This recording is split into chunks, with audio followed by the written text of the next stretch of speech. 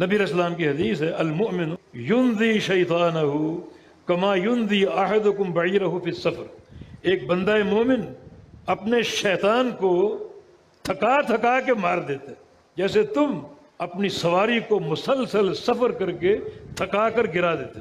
ایک بندہ اونٹ پر سوار ہے، جا رہا ہے، کہیں آرام نہیں کرتا، کہیں ٹھہرتا نہیں، کہیں پڑاؤ نہیں ڈالتا، تو سواری کب تک چلے گی؟ بالآخر وہ ماندہ ہو کر گر جائے گی.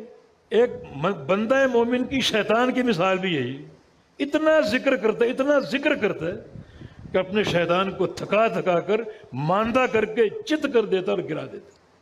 ابن قیم فرماتے ہیں کہ یہاں مراد یہ ہے کہ کثرت سے اللہ کا ذکر، اور ہر ذکر کا کلمہ جو ہے وہ شیطان کی پشت پر کوڑے کی طرح برستا ہے. یہ سبحان اللہ والحمد للہ ولا الہ الا اللہ واللہ اکبر، سبحان اللہ کہو گے اس خبیث کی پشت پر آپ نے کوڑا مارا، الحمدللہ کہو کہ دوسرا بار، لا الہ الا اللہ تیسرا بار، ذکر کرتے جاؤ، کوڑے برساتے جاؤ، کب تک وہ کوڑے کھائے گا؟ اور سفیان ثوری رحمہ اللہ کا قول ہے، لیس شیء اقطع لظہر ابلیس من قول لا الہ الا اللہ، کہ سب سے زیادہ جس کلمے سے شیطان کی کمر ٹوٹتی ہے وہ کلمہ لا الہ الا اللہ.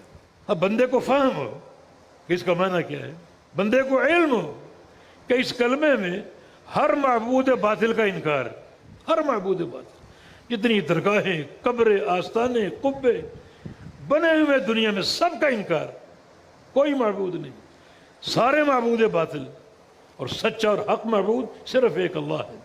اس معرفت کے ساتھ یہ کلمہ پڑھے تو اس کلمے سے سب سے زیادہ شیطان کی کمر ٹوٹتی.